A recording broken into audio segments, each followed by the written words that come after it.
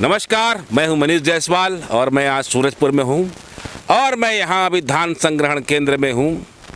रामनगर के धान संग्रहण केंद्र के मैं आपको धान की तस्वीर दिखा रहा हूं। यहां के प्रभारी का कहना है कि व्यापारी राइस मिलर माल उठा नहीं रहे हैं, इसलिए धान जाम पड़ा हुआ है। व्यापारी व्यापार करने के लिए धान खरीद रहा है, ये सड़ा हुआ धान क्या करेगा? ये सड़े हुए धान से व्यापार होगा? देखिए धान की स्थिति। ये धान संग्रहण केंद्र धान में ही, जहां धान रखे हैं वहीं पर धान उग गया है। ऐसे धान को व्यापार राइस मिलर क्या करेंगे? इसीलिए राइस मिलर भी अब ऊपर का साफ धान यहाँ उठा रहे हैं और सड़ा धान यहाँ छोड़ जा रहे हैं। सीधे ये सड़ा हुआ धान यहाँ के प्रबंधन की जिम्मेदारी है कि उन्होंने सड़ा दिया। रिपीट, सीधे यह धान जो खराब हुआ है उसके पीछे यहाँ का प्रबंधन जिम्मेदार है। राज्य सरकार ने इनको अहोदा दिया, इनको स्थान दिया, इनको व्यवस्था बनाने के लिए साधन दिया, लेकिन ये इस व्यवस्था को संभाल नहीं पाए और अव्यवस्था का बहाना रोकर, जगह का बहाना रोकर, स्थल का बहाना रोकर अपनी जिम्मेदारी दूसरे पर छोड़ रहे हैं। मान लिया जाए जगह दलदली है, मिट्टी भरी जगह है, लेकिन व्यवस्थाओं के तहत इसे ठीक किया जा सकता था, जो कि यहाँ पर हुआ नहीं है। तकनीकी शब्दावली या तकनीकी रूप से देखा जाए तब भी यहाँ पर स्थिति यहाँ के प्रबंधक अपने हिसाब से बना सकते थे, पर इन्होंने ऐसा नहीं किया है। ये धान संग्रहण केंद्र अव्यवस्था का एक मॉडल है। राज्य सरकार को बदनाम करने के लिए, राज्य सरकार को दोषी बनाने के लिए यहाँ व्यवस्थाएं बनाई गई है। ये धान संग्रहण केंद्र जिले का नाम खराब कर रहा, और नाम खराब करने वाले और कोई नहीं, यहाँ के प्रबंधक ही हैं। कि सितंबर महीने में भी यहाँ धान का उठाव नहीं हुआ है। ये रामनगर संग्रहण केंद्र अव्यवस्थाओं का एक मॉडल है जो सरकार को कोसता है, जो कहता है कि सरकार ने भूमि चयन यहाँ ठीक नहीं किया, सही नहीं किया। यह रामनगर धान संग्रहण केंद्र यहाँ के प्रबंधन के बद इंतजामी का एक नायाब नमूना है। आप देख रहे हैं यहाँ आज भी धान के चट्टे लगे हुए हैं, धान सड़ गया है। संग्रहण केंद्र धान का खेत बन गया है। यहाँ के कर्ता धर्ता इस सारी अव्यवस्थाओं का दोष अपने महतात अधिकारियों को, सरकार की नीतियों को देते हैं, जबकि फौरी तौर पर पहली गलती यहाँ के प्रबंधन की है। ये धान सड़ा है, ये धान सड़ गया है, ये धान खराब हो गया है। यहाँ पर ये धान सड़ गया है, खराब हो गया है। क्या ये सरकार की गलती है? क्या सहकारिता मंत्री की गलती है? किसकी गलती है इसको सहेज के रखना? यहाँ के प्रबंधन की गलती है। ये धान दिख रहा है आपको सड़ा हुआ, किसकी गलती है? ये सरकार इनको तनख्वाह देती है, ये नौकरशाह, ये कर्मचारी अपनी ड्यूटी बजाने में नाकामयाब रहे हैं आप धान को उठाने के लिए, इनके सड़े हुए चीज़ों को उठाने के लिए कोई व्यापारी क्यों ज़बरदस्ती खराब चीज़ें उठाएगा?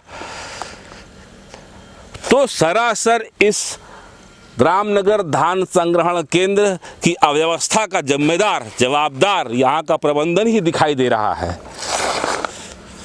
टोपी किसी के सर पर भी बिठाएं, इसकी गलती उसकी गलती, लेकिन सीधे सीधे ये धान संग्रहण केंद्र आज इस हालत में है, इसका जवाबदार यहाँ का प्रबंधन है, यहाँ का प्रशासन है। और जिला प्रशासन, मुख्यमंत्री और यहाँ के स्थानीय मंत्री, सहकारिता मंत्री को इस विषय पर ध्यान देना चाहिए। गंभीर त्रुटि है कि सरकार को बदनाम करने की एक प्रकार से ये साजिश का एक हिस्सा भी हो सकता है, इससे भी इनकार नहीं किया जा सकता। रामनगर के धान संग्रहण केंद्र के एंट्री पॉइंट पे खड़ा हुआ हूँ। एंट्री पॉइंट कहीं से भी व्यवस्थित नहीं दिखाई देता। मान लिया जाए यह व्यवस्था राज्य शासन ने अपने तकनीकी मापदंडों को ध्यान देकर बनाई थी, लेकिन उसके बाद भी इस रामनगर धान संग्रहण केंद्र में अव्यवस्थाओं के कई मॉडल हैं। प्रबंधन के कमियों के कई मॉडल हैं। अभी हमने आपको पूरा सर्किल घुमाया है, आगे भी और दिखाएंगे, लेकिन जो मैं तत्कालिक बात करना चाह रहा हूं, धान संग्रहण केंद्र जिले की एक महत्वपूर्ण इकाई होता है धान इकट्ठा करने की। यहाँ पर जिले भर का धान आया हुआ है। थोड़ा ध्यान दीजिएगा इस सूरजपुर जिले की तासीर को कि लोधीमा और एक और अन्य धान संग्रहण केंद्र में 22 से 23 करोड़ का धान का घोटाला हुआ था। कहीं ये सड़ा हुआ धान, कहीं ये जो अव्यवस्था है, कहीं घोटाले का संकेत तो नहीं है? ये घोटाला तो नहीं होने वाला है यहाँ पे? रामनगर धान संग्रहण केंद्र के प्रबंधक देवांगन जी, प्रभारी श्री देवांगन जी मौजूद है। देवांगन जी, आप बड़ी विषम परिस्थितियों में काम कर रहे हैं यहाँ पे। अव्यवस्थाएं हैं यहाँ पर, दलदली ज़मीन है, मट्टी खराब है, तमाम चीज़ें सामने दिखाई दे रही। कैसे मैनेज कर रहे हैं सबको आप? कैसे करोगे? नौकरी करना पड़ेगा ना। नौकरी करना पड़ेगा। हाँ, और क्या, ज़मीन तो अधिकारी द्वारा ढूंढा हुआ है जी, अधिकारी द्वारा ही वो खोज निकाले हैं जी।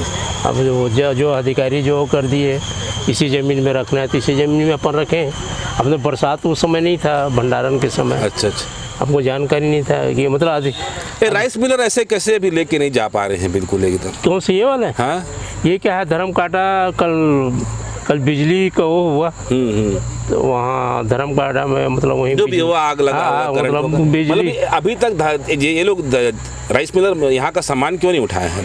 धान उठा रहे हैं। जैसे वो क्या चावल जमा होता है, धीरे धीरे उठाते हैं डीओ अनुसार। हाँ। अच्छा देवांगन जी, एक बात बताइए, नीचे के चट्टा हम लोग पलटी करवा रहे हैं जैसे जैसे बढ़ा रहा है। देवांगन जी से एक बात बताइए, आप यहाँ के प्रभारी है, यहाँ के प्रबंधक है, यहाँ की व्यवस्थाएं देखते हैं, है ना? तमाम व्यवस्थाओं के बाद ये जो धान सड़ गया, जवाबदारी किसकी है? जवाबदारी तो मेरी पर आएगा ना। अच्छा, मेन जवाबदारी तो जमीन वाला को होना चाहिए। नहीं, जो जमीन ढूंढा है, पानी क्या है, हमारे हेड ऑफिस सर्कुलर रूल के अनुसार भाटा जमीन में रखना चाहिए। अब किसान का जो फसल है, सुनो, आसमान के नीचे रखना है खुले, ऐसी कुछ भी ज़मीन में रखा नहीं जा सकता ना जी। अब यहाँ तो देख रहे हो, पानी यही नहीं निकल पाया है। ढलान युक्त तो चाहिए ज़मीन, मुरुम युक्त तो चाहिए। कितना धान सड़ गया होगा अभी तक? नहीं, अभी तक उतना आंकलन नहीं कर सकते, नहीं सड़ा है उतना। हम नहीं उतना तो अभी नहीं कर सकते। 1 क्विंटल, 2 क्विंटल, 10 क्विंटल? हाँ, 2-4 क्विंटल ऐसा हो सर। मतलब यहाँ पर प्रभारी, यहाँ के जो प्रभारी कह रहे 2-4-5 क्विंटल धान सड़ गया होगा। अभी हमने कैमरे में भी दिखाया है आपको, धान संग्रहण केंद्र में 4-5 क्विंटल धान सड़ गया है।